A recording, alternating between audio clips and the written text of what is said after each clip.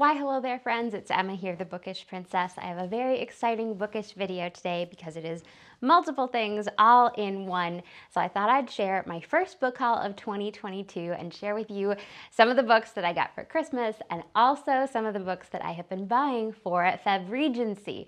If you missed my announcement video last week, Febregency is a Regency themed readathon that I will be hosting with 3 other lovely booktubers throughout the month of February. I'm so excited. I've been brainstorming what to read and I decided to add a couple new things to my shelves. I also have been getting some ebooks and library books. So the third thing that this video is going to be is my Febregency TBR. Let's get into it.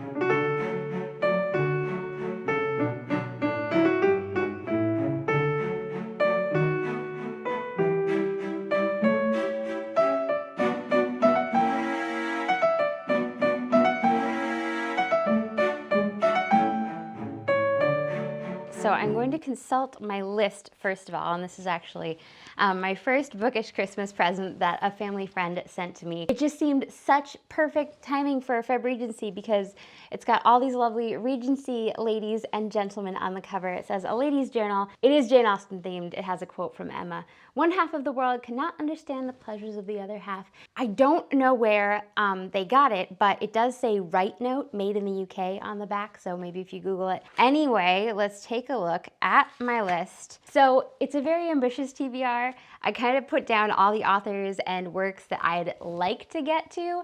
I don't expect to complete all of them. Maybe if one thing doesn't grab me, I can move on to one of the other sort of secondary things. One of the nice things about Febregency is that these works are all 200 years old, so they're out of the public domain.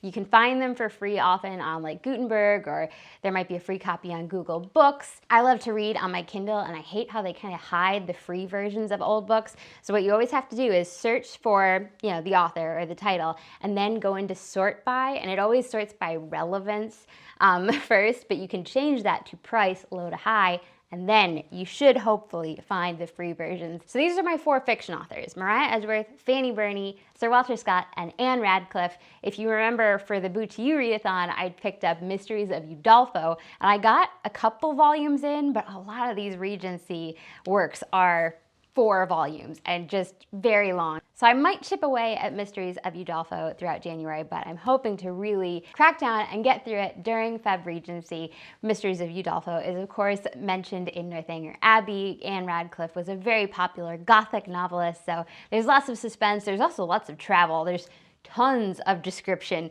That is what I think is hard to get to. Once there's action and suspense, it's a lot more exciting. Although I have been frustrated with Emily the heroine so many times, it's like, don't do that. Don't do that. That's a mistake. And then of course she does it.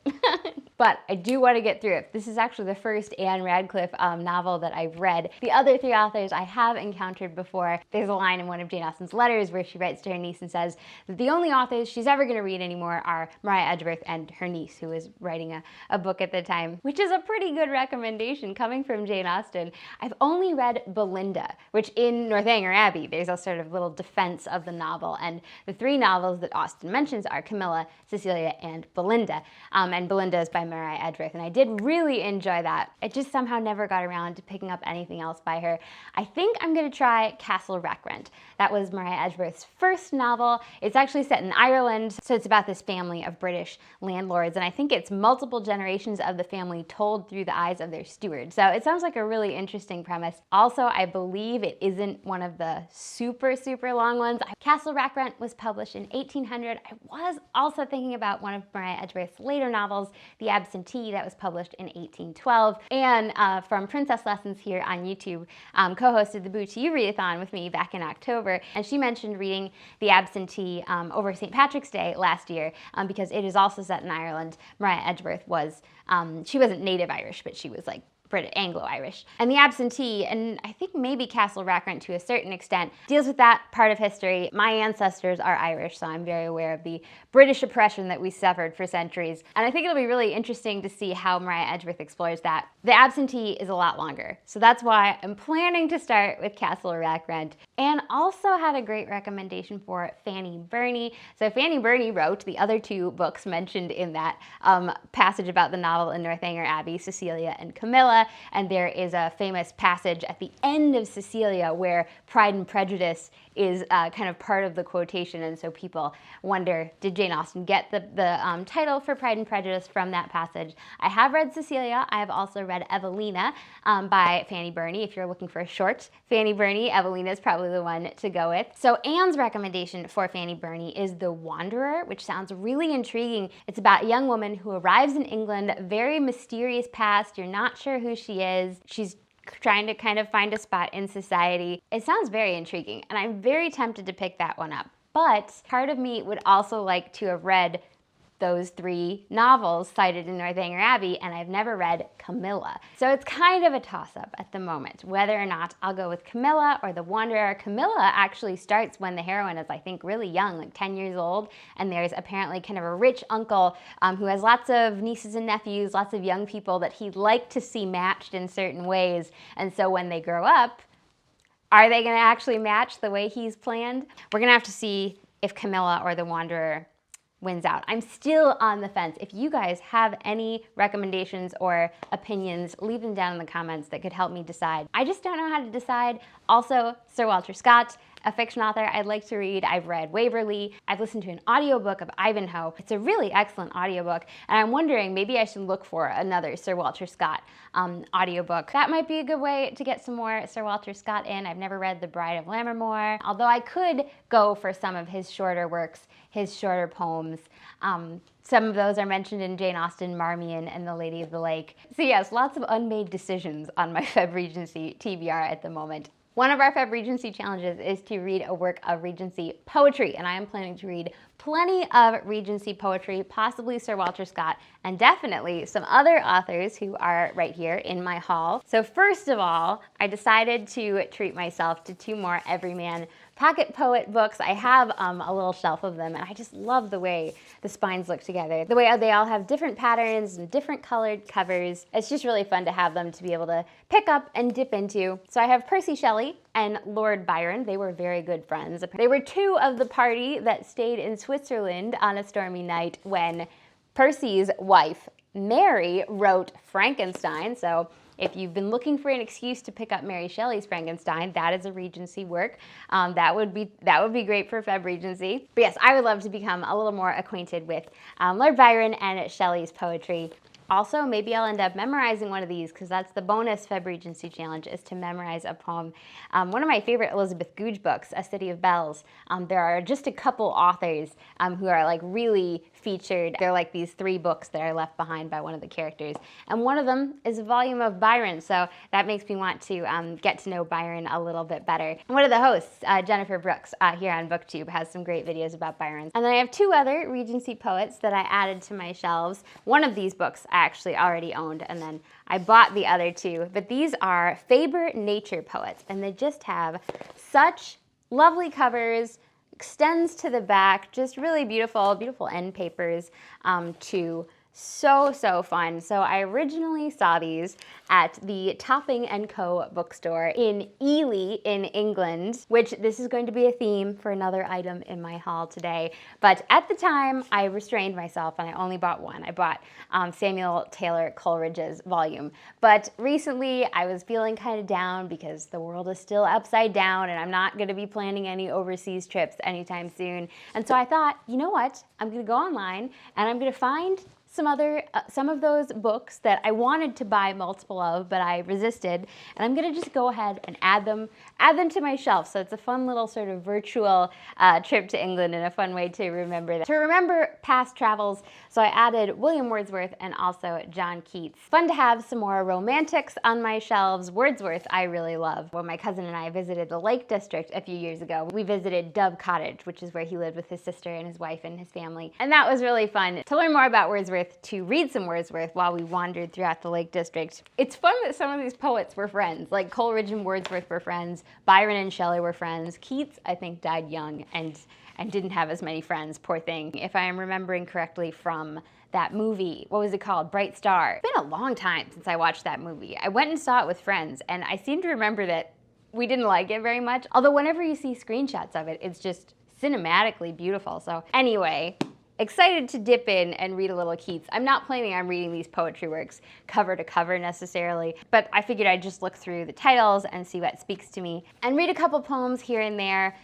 We are doing a Regency Poetry Night with the other hosts, and as I mentioned, if you want to send me a poem or even send me a video of yourself reading a poem to be included in that, do it by the end of January and send it to emma@bookishprincess.com. Our next Feb Regency challenge is to pay a visit to the theater and read a Regency-era play. It was fun doing some research into this and learning a little bit more about the theaters of London. Two playwrights' names that came up were Sheridan and Garrick. They both, I think it was the Drury Lane theater that they managed. It was one of the official royal theaters, so they had an inn with the Prince Regent. Jane Austen would have visited the theater in London. She mentions in her letters going to Covent Garden. I found a really excellent, I guess it was just the introduction of a book, and I should get the whole book and read it really, that was called something like Jane Austen at the Theater. I'll make sure I leave a link to it down below. But it was just really helpful because it talked about plays that had been put on at Chawton. So Jane Austen and her family, when she was young, would put on plays like in Mansfield Park. Then it also talks about plays that Jane Austen references in her letters and what she thought of them. I think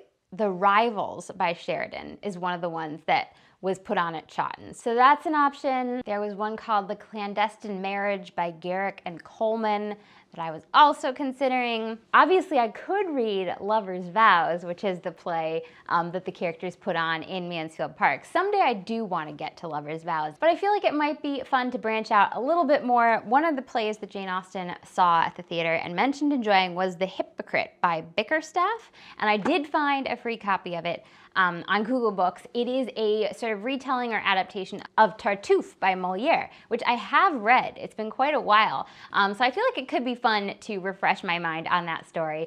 And my plan for the moment is to pick up The Hypocrite for that challenge. Obviously, I do have some options.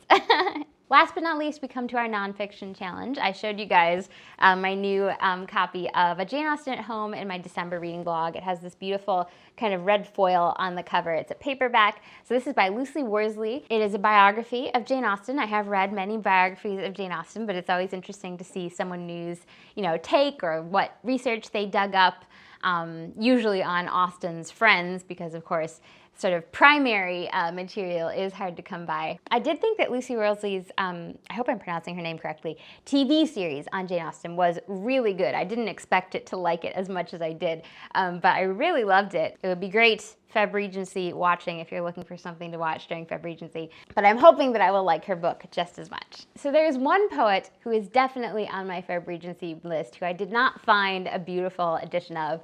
I just ended up getting one of the free Kindle ebooks, and that poet is Cowper. It's spelled C-O-W-P-E-R. When Jane Austen's family wrote biographical sketches about her, they said that Cowper was her favorite writer in verse, and Samuel Johnson was her favorite writer in prose. So I feel like I have to pick up and read a little bit of Cowper. Another poet that I would love to dive into is Crabbe. In Mansfield Park, Edmund comes into Fanny's white attic room at one point and sees the books on the table that she has to read, and he names them. He says, "Oh, you have Crabbe's Tales and The Idler at hand." So that makes me want to read both Crabbe's Tales and The Idler. Next Friday's video is going to be my full works referenced in Jane Austen, which this video obviously has a lot of that too. But next week's video is going to be an even longer list, more recommendations if you're looking for ideas for your Feb Regency TBR. But yes, I found a free Kindle ebook of Crabbe's Tales, and since it was on Fanny's table, that makes me at least want to dip into it. The biggest item in my haul is nonfiction. It is, again, one of the books series that I spotted on a trip to England. I think it was in London. Was it at Hatchard's? I think it might have been. It's called the English Journeys series, and obviously it's just got lovely, beautiful little spines, but the sort of idea behind it is also so fun. These are travel logs throughout England and Great Britain, written over the past several centuries. So I think at the time, now I have an extra copy of this one, the one that I bought when I was actually on the trip was Through England on a Side Saddle by Celia Fiennes, and this was written, she lived from 1662 to 1741, so really cool, a really old travelogue.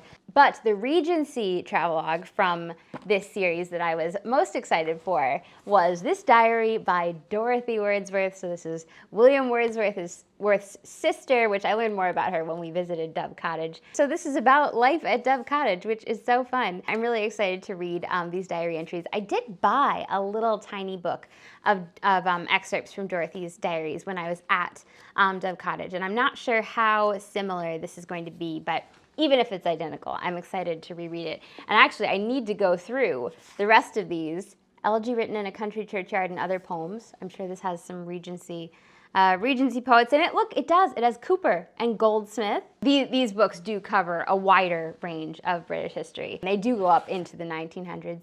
The beauties of a cottage garden. These covers are just so lovely. So yes, I'm gonna have to go through these. I mean, obviously at some point I want to read all of them, but I will probably prioritize the ones that are set or written during the Regency period.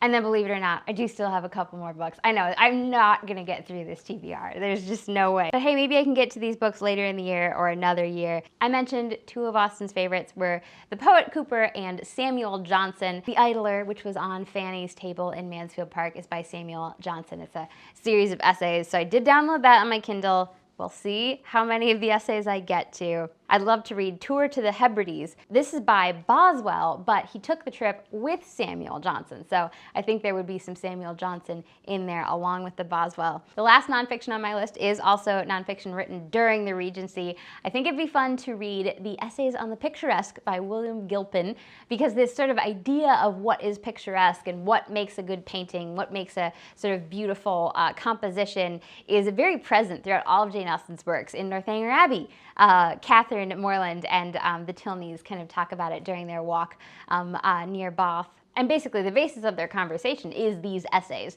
William Gilpin wrote about what exactly is picturesque, not just what's beautiful, but what is kind of worthy to be painted, what is pleasing as a painting. So I think it'd be fun to read that and give some interesting background to that concept in Jane Austen's novels. So there we have it. Here are the new books joining my shelf for 2022, and also my TBR for Febregency. As I mentioned, I will be sharing more Febregency books and ideas with next week's video, which is going to be all about books referenced in Jane Austen's novels and letters. Whenever I read her letters or her novels, I always mean to copy out, you know, those authors and those titles so that I can look them up someday. So it's really fun. I'm kind of making myself a master list, which I'm sure will take me years to chip at. I'm not even going to get to my whole Febregency TBR probably, but it should be fun to try. Thank you all so much for your lovely response to the Febregency announcement. Let me know in the comments if you'll be joining us. I do have a playlist here on YouTube of all the Febregency announcements, and I'm sure I'll be adding